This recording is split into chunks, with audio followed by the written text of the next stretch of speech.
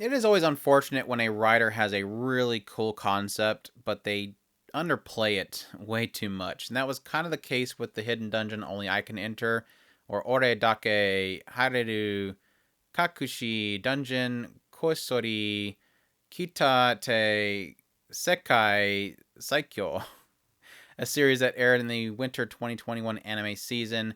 This is my review for it, so let's get into it. The hidden dungeon only I can enter follows a guy named Noir Stardia. And Noir is basically a part of a very poor family that's kind of existing within the nobles, but never really accepted by the nobles. And you quickly find out Noir has an interesting ability. He's not like super strong or anything like that. He just has the ability to tap into the Great Sage. And whenever he asks the Great Sage a question, the Great Sage will tell him what the answer is. And he uses this ability in order to find a place to get stronger. And that ends up being this hidden dungeon. When he arrives at the hidden dungeon, he enters it and he finds a girl named Olivia Servant. And Olivia Servant is this well-known sage back in the day that was incredibly powerful, but she is now chained up inside of this hidden dungeon, and she's unable to be freed. If he breaks the chain, she will die. And what she does is she ends up in bestowing upon him a very unique ability, and this ability is to be able to edit and create and change different abilities or skills that people have or himself. And he's able to use these LP points, or like they're called life points, or something else. These LP points he gains through basically gaining human desires, whether it's eat really good food, enjoy some good women, or gain a lot of wealth. These different things, based on how good they are, will give him LP points, and then he can use these points to, again, create skills, edit skills, all that kind of stuff. And this becomes his new, pretty much overpowered ability that he uses to overcome situations and get stronger. Of course, in order to gain these LP points, being a ecchi harem, most of that is done through his harem.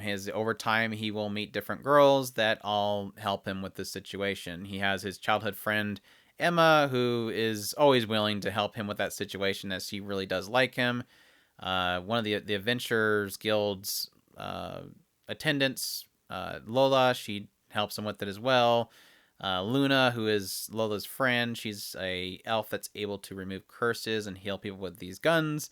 And that's basically the main cast of girls. Oh yeah, there's also Noir's sister Alice, who's madly in love with him. That was an interesting discovery, that she sneaks in his bed and he's like, "Oh, she's my sister. She wouldn't give me LP points." Nope, he got LP points from that as well, because obviously Syscon have to have that situation added in there. But yeah, that kind of gets the idea of the show itself. It's just him kind of gaining harem members, using his ability to overcome things, edit people, get them stronger, help people. There's a princess that has a deathly curse that will kill her at the age of 16 that he has to figure out how to help her.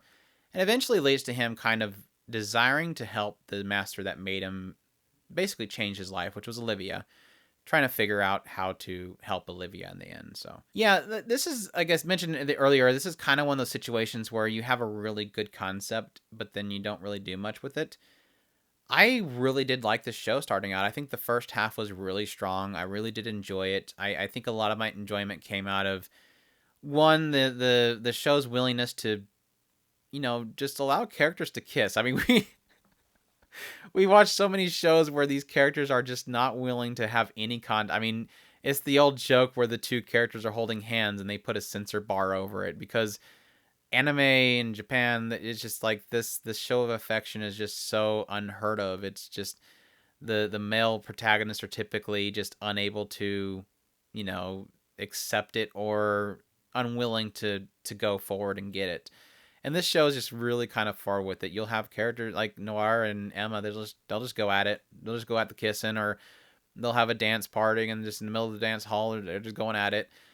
The willingness for these characters just to kind of just take it or give it is really kind of refreshing. Especially even for a harem show, where most harem shows it just have a male protagonist that are always like, whoa, whoa, whoa, whoa. This show is just not like that. They're just One of the jokes I wrote down was the later on they have this kind of ongoing thing where suddenly one of the girls is on Noir, and they'll have them say, "Oh, he must need LP points," so they run in there and they join in. It's just that willingness for these characters to just they want it, they go after it, is kind of refreshing.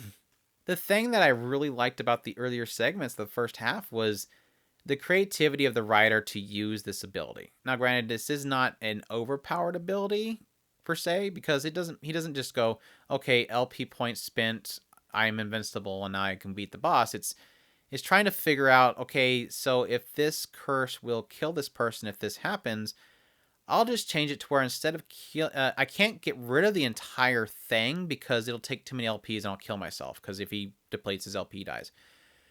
Instead of removing it, which I can't do, I will change it to instead say, if they do this, they will lose 100 gold. And that's how he gets around those limitations. And the creator's like creativity with that ability was interesting. That was what was really catching my attention early on, was that aspect. And it just seemed like in the later half, it just wasn't really creative. He still uses it. It just wasn't creative with how he used it. And it felt like instead just kind of turned its focus to the harem. And I mean, that's fine. Ecchi harem's fine. It's just it lost a lot of its creativity and interesting elements to the story itself. And it didn't help also that the show did not look good. And I've said before, when you have a show that's got a lot of focus on the harem and a lot of focus on the girls, you kind of have to keep them on model. You have to make it look good. And while it didn't move, it didn't have like situations where there was just nothing happening on the screen or anything like that. It wasn't really good looking, and that was kind of a struggle. I also felt that if you're coming to the show for the ecchi, it's not much there. I mean, besides the fact that, oh no, they kissed and oh no, they held hands, there isn't really much to, there really isn't, it doesn't go very far. And all I can imagine that this is probably the TV version, and the Blu-ray edit's going to have a lot more stuff showing. But if you were coming into this for, panty shots, slips, all that kind of stuff, you're not going to really get it here. This is, I can count on one hand how many really kind of showy moments were in the show. It just was not that, it wasn't that showy with the ecchi. So yeah, keep that in mind going into it as well. I mean, they are still very, very suggestive as well. I mean, there was one particular scene with a flower on a lion's head, which if you watch the show, you know what it is. I won't spoil it, but very, very suggestive of what it was doing there. So it is still very suggestive, just not really much shown. So keep that in mind. In the end, it just kind of turns into a very middle of the road ecchi harem comedy, because like I said, it did have this element to it. It just was underplayed. Now, I will say, probably the beacon of the greatest comedy that was in this show, because of that lack of that creativity and that it was very kind of a stagnant ecchi harem show, was Olivia. I think Olivia was pure gold in this series. I think every time she was on the show, she was a gem. She was constantly just teasing Noir. I think she helped him kind of push himself further. She was literally, by the end of the show, when Noir is like pushing to help save her, I was on the same boat with him. I'm like, yeah, she is fantastic. She is the greatest show ever. You have to save Olivia because she was just pure comedy gold. She was so awesome. Everything about her was amazing. I wish there was more of her in the show. It does have me hoping for more of this to be adapted, which I completely don't see it ever happening. This is kind of one of those shows that I just see just not having anything else made for it. Maybe the light novel would probably be an option there, but hopefully with that second season or further in the light novel, Olivia's more present, because she is, like I said, every time she's on the scene, she's gold. I loved her to death. So that's my thoughts on the Hidden Dungeon, Only I Can Enter. If any of that sounds interesting to you, definitely check it out, or let me know in the comments if you did or you did not.